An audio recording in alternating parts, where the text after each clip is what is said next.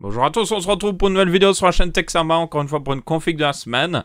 Donc c'est des vidéos où je vous montre comment faire une jolie petite config, je vous donne des astuces et tout ça, et je vous donne une liste de composants que vous pouvez commander l'esprit tranquille en sachant que tout fonctionnera correctement et que ça vous donnera un bon petit PC.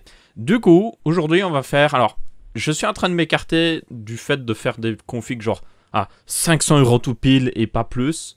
Maintenant je fais plus vraiment entre des gammes de prix. Donc là, la config que je vais vous montrer démarre à 800 €, mais vous pouvez la faire monter jusqu'à un peu plus de 1000 €. Je ne sais pas exactement, je vous montrerai dans la vidéo.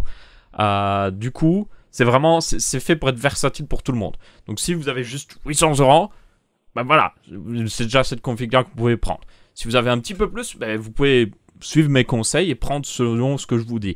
Donc là, je vais vous donner un maximum de conseils. C'est à vous de décider selon votre utilisation, évidemment, aussi. C'est voir vous, qu'est-ce que je vais faire avec ma config.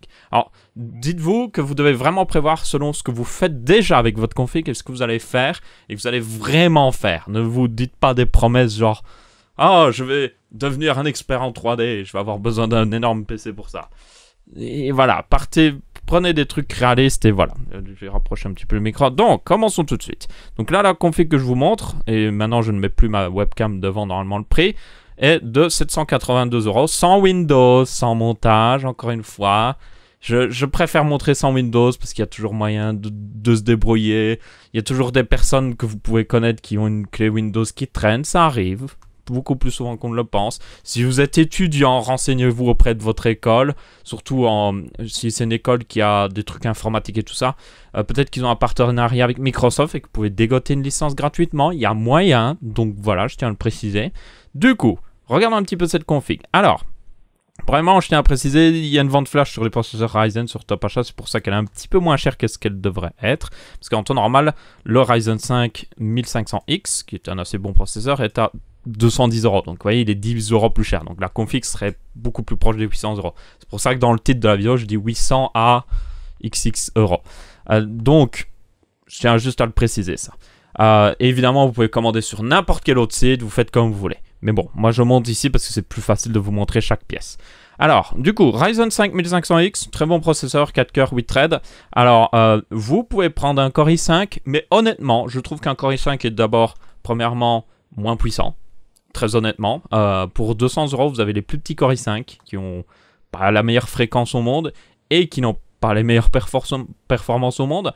Et en plus de ça, dans 2 ans, cette plateforme avec votre i5 sera totalement oubliée par Intel et vous ne pourrez pas juste acheter un nouveau processeur à mettre dedans. Alors qu'avec Ryzen, les cartes mères sont là pour rester. AMD l'a précisé. Donc dans 2 ans, dans 3 ans, vous pourrez certainement trouver un processeur qui ira dans votre carte mère et qui vous redonnera la possibilité de redonner un coup de fouet à votre PC et lui donner plus de puissance. Mais bon, même sans changer de processeur, c'est un excellent processeur qui vous durera des années. Vous pourrez certainement changer juste la carte graphique d'ici 2 ans et vous faire une petite upgrade, un petit boost de puissance sans problème. Donc voilà, c'est selon moi un bon choix. Mais si vous voulez un petit peu plus, c'est là que je commence à donner des options. Vous avez le Ryzen 5 1600 qui est un très bon processeur aussi.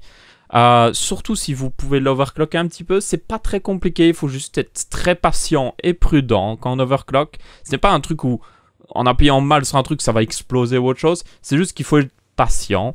Et si vous pouvez prendre cette patience, si vous y connaissez, je dirais quand même. Enfin, vous n'avez pas besoin de vous y connaître en overclocking. Vous avez juste besoin d'être patient et avoir la méthodologie de vous renseigner. Si vous avez ces qualités, n'hésitez pas à prendre un Ryzen 5 1600 et l'overclocker à beaucoup plus haut pour gagner des performances. Vous pouvez aussi overclocker d'ailleurs le Ryzen 5 1500X pour information. Ou alors, si vous n'êtes pas trop overclocking, prenez le 1600X qui est à une très bonne fréquence et qui est un seeker. Mais alors, pourquoi vous prendriez ces processeurs-là? C'est plus si vous comptez faire un petit peu plus que jouer. Vous voyez, vous comptez peut-être faire un petit peu de vidéos. Vous faites déjà peut-être des vidéos. Vous faites déjà un petit peu de stream.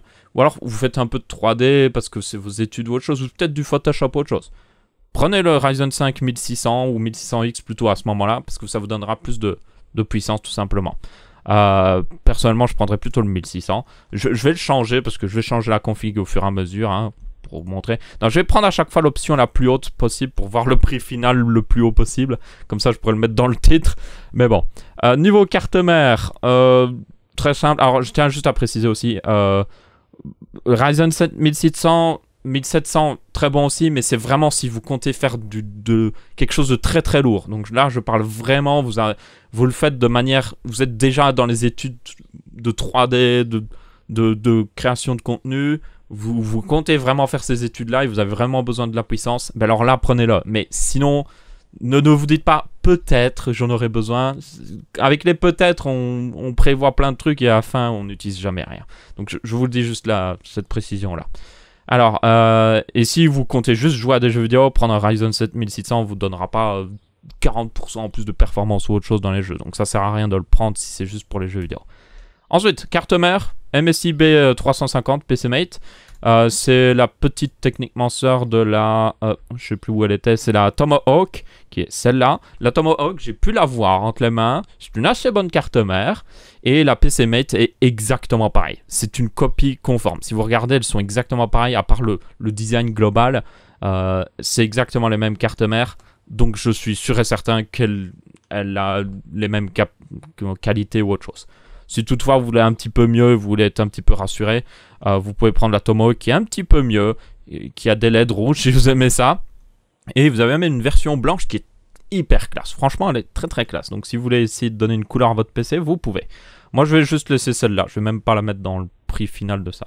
Ensuite, on a 8 Go de RAM avec 2 barrettes de RAM parce que c'est du dual channel. C'est pour avoir un petit peu plus de performance. 2666 MHz, c'est un petit peu la fréquence qui est supportée de base sur Ryzen que vous pouvez à peu près être sûr d'avoir sans trop vous embêter. Donc c'est pour ça que moi personnellement je préfère mettre de la RAM à cette fréquence là. Si vous voulez et que vous y connaissez en overclocking autre chose, je vous conseille d'apprendre de la mémoire avec des puces mémoire en Samsung BDI. Donc du Samsung BDI. Donc ça c'est vraiment si vous connaissez. C'est des mémoires qui sont à haute fréquence, c'est plus de 3000 MHz. Et elles sont hyper bien compatibles avec Ryzen. Donc ça, c'est vraiment... Elles sont vraiment bien pour ça. Donc à la limite, si vous voulez faire l'overclocking. Et sinon, si vous voulez plus de RAM, parce que Chrome, ça utilise beaucoup de RAM. Peut-être que vous jouez à des jeux qui utilisent beaucoup de RAM. Bien, n'hésitez pas à passer à 16 Go de RAM, par exemple. Je vous conseillerais de prendre peut-être, encore une fois, un kit à 2666 MHz de 16 Go. Peu importe la marque, ça n'a pas trop d'importance. Je sais bien que G-Skill marche un petit peu mieux sur Ryzen, donc voilà, je tiens juste à le préciser. Mais ça n'a pas une énorme influence non plus. Donc prenez aussi, vous voyez là, par exemple G-Skill, vous avez des options de couleur de RAM. Vous pouvez prendre un petit peu la couleur que vous voulez, hein, si ça vous intéresse plus. Personnellement, je prendrais plutôt peut-être, j'ai vu voilà, ce kit en argenté qui est plutôt classe. Voilà, juste pour montrer le plus haut prix possible. Ventirad. Alors, Ventirad, si vous prenez les Ryzen... Alors, si vous prenez soit le Ryzen 5500X, comme j'ai recommandé au début, ou le 1600, vous avez un radiateur inclus, no problemo. Si vous prenez par contre le 1600X, vous voyez, la boîte est plus petite, selon l'image à droite. Mais c'est tout simplement parce qu'il n'y en a pas. Donc ça, vous serez obligé, si vous prenez le 1600X, de prendre un radiateur pour le refroidir. Donc... faites attention à ça, ça rajoute du prix en quelque sorte. Vous pouvez pas juste vous en sortir avec le radiateur de base qui est très bon, je tiens à le préciser, pour le 1600 et le 1500X, donc vous pouvez vous en sortir avec sans problème. Donc là je vous dirais de prendre le Be Quiet Pure Rock si vous êtes sur le 1600X, qui est un très bon refroidissement qui vous permettra de faire un peu d'overclocking jusqu'à une fréquence largement suffisante. Ça ne vous permettra pas d'atteindre les 4 GHz ou autre chose, mais vous n'avez pas vraiment besoin d'atteindre les 4 GHz ou autre chose. Pas de thermique, c'est inclus avec, pas besoin d'en rajouter. Il est très facile à monter et il est normalement compatible quand même avec la M4. Je suppose qu'il doit y avoir des vidéos qui commencent à apparaître sur le sujet pour voir comment on le monte, mais il est compatible. Ça, c'est à peu près sûr et certain. Ensuite, on a alors la carte graphique. Alors ça, c'est là que ça va changer beaucoup. Alors moi, j'ai mis une 1050 Ti, qui est selon moi le minimum qu'on peut avoir dans une bonne config gamer. En dessous, ça devient un peu bof, quoi. Et en plus, elle est pas trop chère, vraiment. Pour le niveau de performance qu'elle a, elle est à 164 €. Et c'est une version, genre, bien refroidie. C'est pas une des versions toutes courtes, parce que vous pouvez trouver, si vous regardez dans la liste, là, on va aller dans la liste. Vous voyez, il y a d'autres 1050 Ti. Il faut faire attention, hein, la 1050 et la 1050 Ti ne sont pas les mêmes cartes. Prenez la 1050 Ti. pas la 1050 tout court. Donc là, il y en a d'autres qui sont moins chères, mais vous voyez que c'est des cartes toutes courtes qui sont mal refroidies et qui auront des moins bonnes performances parce que maintenant, les cartes graphiques peuvent s'overclocker d'elles-mêmes sans rien toucher. Du coup, il vaut mieux prendre une qui est bien refroidie directement pour être sûr d'avoir les meilleures performances. Si toutefois, vous voulez un petit peu plus, alors, différentes recommandations. Si vous êtes en Full HD, comme la plupart des gens, une GTX 1060 3 Go, suffisante, largement suffisante, elle vous durera un petit moment et vous pourrez toujours la remplacer d'ici 2 ans, 3 ans pour avoir un petit boost de performance. Personnellement, c'est ce que je prendrais parce qu'elle consomme moins et chauffe moins, donc ça peut vite être un problème en été par exemple où il fait assez chaud. Donc personnellement, c'est celle que je prendrais. Mais si vous voulez aller un petit peu plus loin, vous pouvez prendre la RX 570 si elle est en stock, si vous la trouvez en stock aussi, qui est assez bonne. Alors, prenez pas la Pulse ITX, prenez la Pulse tout court, qui est... Je ne sais plus où elle est. Elle est... Toc, toc, toc. Je ne sais pas où elle est. Elle est là, voilà, elle est là. Qui est très bonne. Saphir, au niveau... donc, la marque Saphir, au niveau des cartes AMD, c'est souvent la meilleure marque, je trouve, personnellement. Elles sont assez sobres niveau design. Elles sont assez performantes. La backplate est un petit peu bizarre, par contre. Mais bon... Si dans tous les cas, vous ne voulez pas forcément une Saphir, vous avez celle de Gigabyte qui est pas mal. Et puis, il me semble, oui, vous avez la Gaming qui est là un petit peu plus... Ah non, mais c'est aussi Gigabyte. Donc, prenez un peu ce que vous voulez selon vos préférences. Prenez juste une qui a l'air bien refroidie. Voilà, ça semble logique. Donc, moi, je prendrais la 570 si elle était en stock. Parce que ce serait celle qui, selon moi, la carte qui offrirait la meilleure performance selon le prix, qui est de 220 €.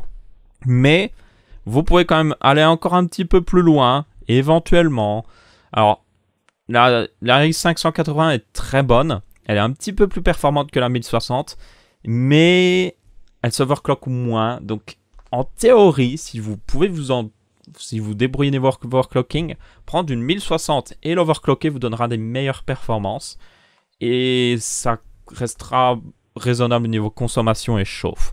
Donc ça c'est assez important. Dans tous les cas, si vous êtes dans un endroit qui chauffe très facilement, je vous conseillerais plutôt une 1063 Go ou une 1050 Ti dans tous les cas, pour pas que ça fasse trop de chaleur dans votre pièce. Mais si vous voulez juste les pures performances, la 570 comme je vous ai dit, voire éventuellement la RX 580 qui est techniquement la plus puissante à ce prix-là. Si vous arrivez à la trouver en stock, merci le Bitcoin mining ces derniers temps. Et si vous voulez vraiment aller beaucoup plus haut, vous pouvez prendre éventuellement une 1070. Mais, personnellement, je trouve que mettre une 1070 est un peu overkill. La 1070, c'est pas pour du Full HD. C'est pour du 1440p ou du Full HD à 144 Hz. Donc, c'est clairement pas... Il vous faudra un meilleur écran, quoi qu'il arrive, pour en profiter vraiment. Donc, si vous êtes en Full HD, tout de base, prenez ce que je vous ai dit avant, ça vous suffira amplement. Ensuite, SSD. Alors le SSD, je continue de le prendre en format classique SSD. Vous pouvez le prendre en M.2, mais la plupart des SSD M.2 qui fonctionnent avec le protocole NVMe, à ce prix-là, ne sont pas vraiment plus performants. C'est souvent juste des SSD normaux qu'ils ont mis à ce format-là.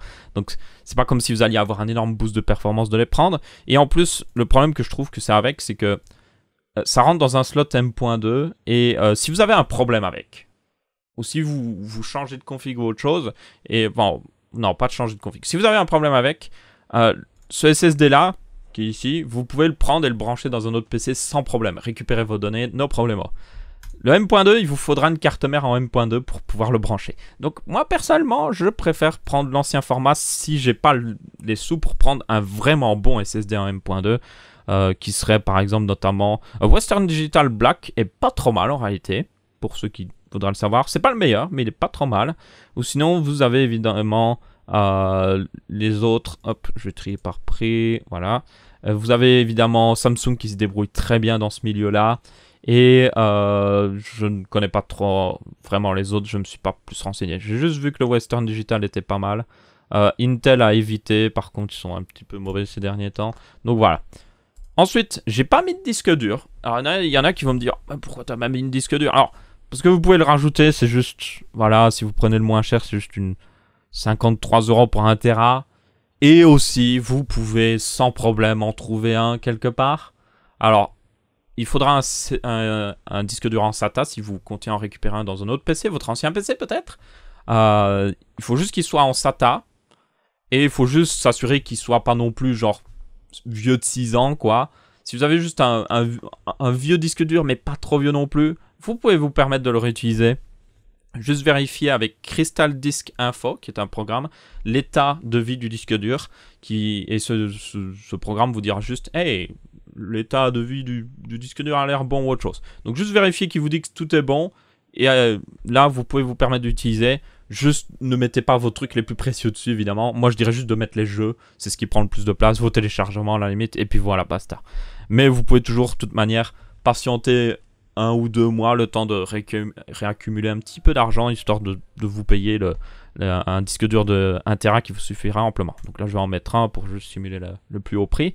Graveur, j'en mets jamais. Je pense que je n'ai pas vraiment besoin d'expliquer pourquoi. Parce que même si vous comptez prendre Windows en version DVD, je vais faire une vidéo très prochainement où je vous montrerai comment aller sur le site de Microsoft et juste créer une clé USB avec un outil de Microsoft officiel qui vous permet d'installer Windows avec juste une clé USB.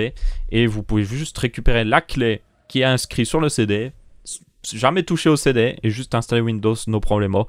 Donc honnêtement, vraiment, prenez la version DVD. Ne prenez pas la version USB. Si vous avez une clé USB de 8 Go chez vous, prenez la version DVD. C'est juste, vous allez payer plus cher pour rien du tout. Donc voilà, je tenais juste à le préciser. Donc moi je mets pas de graveur ni de lecteur CD, mais si vous en voulez un, prenez juste franchement n'importe lequel parce que ça n'a aucune importance. Carte Wi-Fi vous mettez si vous en avez besoin, c'est pas mon problème. Je considère qu'il vaut mieux faire passer un câble, même si c'est pas forcément facile, parce que vous aurez des bien meilleures performances, mais bon. Ensuite, on a du coup le boîtier, très important le boîtier. Zalman R1, c'est selon moi l'un des meilleurs boîtiers à ce prix-là, jusqu'à quand que le Fantex P300 sorte en tout cas. Il a ce qu'il faut, il est sobre au niveau design, il est suffisant. Vraiment, c'est la meilleure manière de le décrire, il est suffisant. Il est pas parfait, peut-être que il est un peu coupant sur certains points parce que le métal est maltraité ou autre chose, mais si vous faites attention, ça devrait aller. De toute façon, la plupart des boîtiers en dessous de 50 €, vous risquez de vous couper un petit peu le doigt en montant le PC, ça c'est sûr et certain. Si toutefois, vous voulez un petit peu plus, alors vous avez le Zalman Z9 qui est toujours une référence de qualité que j'ai personnellement pu avoir, qui est plutôt pas mal, mais il se fait un petit peu vieux. Alors, j'ai vu qui était apparu récemment, c'était le Cooler Master Masterbox 5 qui est vraiment bien, qui est à 70 €. Vous avez une version noire et une version blanche en plus, donc pour tous les goûts de couleur. Et comme vous pouvez voir, c'est un assez bon boîtier qui devrait être assez future-proof. Vous pourrez le garder certainement beaucoup de temps et juste mettre vos prochains PC dedans sans trop de problèmes. C'est ça qui est bien avec les PC, c'est que quand vous démarrez dans les PC, ça vous coûte cher, mais quand vous upgradez votre PC d'ici 5 ans ou autre chose, vous pouvez réutiliser des pièces sans problème et ça vous permet d'économiser pas mal d'argent. Ou sinon, selon moi, le plus haut que vous pouvez prendre pour une config gamer sans tomber dans l'overkill, évidemment, c'est justement le Fantex P400 qui est un excellent boîtier qui a 84 €. Vous avez plein de versions différentes, version fenêtre, version en noir. Vous avez vraiment beaucoup de trucs. Le Be Quiet est bien, mais il est moins bien que le P400 honnêtement. Et le P400 a aussi une version S qui est Silent Edition où il y a un petit peu de trucs pour faire en sorte qu'ils soient un petit peu plus silencieux. Donc si vous aimez le silence, je vous le conseillerais. Et vous voyez qu'il y a vraiment toutes les options de couleurs possibles et imaginables. Donc ça c'est une excellente référence. Vous pouvez pas vous tromper.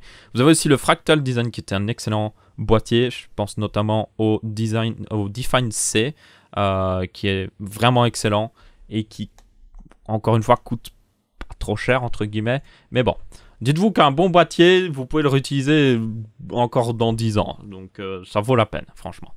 Ensuite, on a du coup, et je suis en train de me rendre compte que la page est un petit peu décentrée. Non, ça va, ça va. Vous ne voyez pas, ah oui, vous ne voyez pas les images sur la gauche de l'écran. Bon, attendez, je vais juste dézoomer.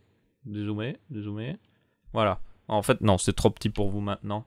Ouais, je sais pas pourquoi on les voit mal. Bon, vous voyez le nom de ce que je vous montre à chaque fois. De toute manière, je vous le montre à chaque fois ici dans la liste, donc c'est pas trop grave. Mais bon. Alimentation, on a une petite EVGA en 600 watts. Suffisant, pas besoin de plus vraiment. Certifié 80 plus bronze. Elle n'a pas les plus beaux câbles au monde, ça c'est sûr et certain. Elle n'est pas modulaire, mais elle sera largement suffisante pour une config gamer comme celle-ci. Et en plus, ça vient d'EVJ, qui est une assez bonne marque quand même.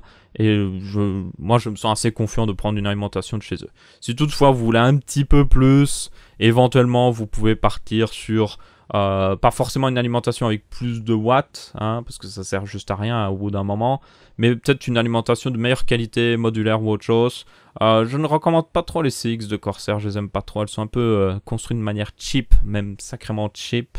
Du coup, je ne suis pas un grand fan. Vous avez par contre Color Master qui sort des très bonnes alimentations. Vous avez aussi Seasonic qui sort des excellentes alimentations, mais ça peut vite coûter très cher comme cette alimentation qui coûte 200 €. Mais bon, la meilleure marque dans les alimentations, quoi qu'il arrive, c'est Seasonic. Donc si vous en voulez une, voilà. Mais bon, honnêtement, celle-là vous suffira amplement.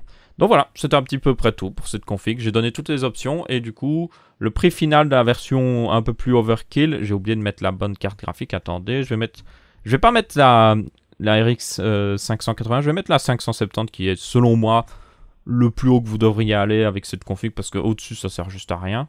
Voilà la Pulse de Saphir et ça fait une config à un peu plus de 1000 €. Donc ça vous donnera une très bonne config, future proof, d'ici 3 ans. 2 ans, vous pouvez juste changer la carte graphique, c'est reparti mon kiki, vous pouvez jouer à des jeux en Full HD, en Ultra sans aucun problème.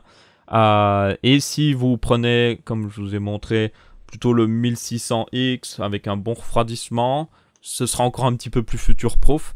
Et vous pourrez aussi d'ailleurs, d'ici 3 ans, changer le processeur parce que AMD permet, vers un meilleur processeur. Vous n'aurez pas les meilleures vous n'aurez pas les dernières fonctionnalités, par exemple si l'USB 4 sort d'ici 3 ans, on ne sait jamais, ben vous ne pourrez peut-être pas en profiter, mais au moins vous pourrez améliorer votre processeur et avoir plus de performance. C'est juste ça en fait, si vous ne changez pas de carte mère, vous n'aurez pas les dernières fonctionnalités, mais des fois, bien souvent, honnêtement, on s'en fiche. Ça, c'est largement suffisant et ça vous donnera vraiment une très bonne config que vous serez vraiment tranquille. J'ai oublié de changer le boîtier, attendez. Donc ouais, ce serait plutôt une config jusqu'à 1100 € plutôt, je vais rectifier. Donc c'est de 800 à 1100 €. Donc là, il y a vraiment pour couvrir beaucoup de gens, je pense. Et ça devrait satisfaire pas mal de gens. Je pourrais faire aussi une config gamer très sérieux où je mettrais le i5 overclockable 7600K qui est franchement, selon moi, l'un des meilleurs processeurs pour juste purement jouer, surtout si vous pouvez l'overclocker. Mais là, ce serait une config encore un petit peu plus sérieuse. Là où je vous mettais par exemple une GTX 1070 ou autre chose. Donc là, ce serait une config un petit peu plus chère. Parce que le i5 coûte plus cher, il faut une carte mère plus chère. Donc voilà. Mais s'il y en a qui sont intéressés, je la ferai certainement dans le futur. Si vous êtes vraiment intéressés. Et comme ça, vous pourrez vous la faire, vous dire, ah ouais, là, je la veux cette config là. Je suis un gamer très sérieux, je suis prêt à mettre le prix pour justement justifier ça. Mais bon. Déjà, pour la plupart des gamers, cette config suffira amplement. Donc voilà, c'est tout pour cette config de la semaine. N'hésitez pas à laisser votre avis, que ce soit en pouce bleu ou pouce rouge ou en commentaire. Ah, j'ai oublié de préciser un petit truc, vite fait, avant que je coupe vraiment la vidéo. Je vais mettre plusieurs liens dans la description vers différentes configs entre 800 et 1100 €, selon moi, selon certains budgets qui sont pas trop mal. Donc, à vous de choisir laquelle vous voulez, mais je vous ai montré les options. À vous de faire un petit peu votre config comme vous voulez, selon ce que je vous ai dit. Donc voilà. Allez, salut à tous.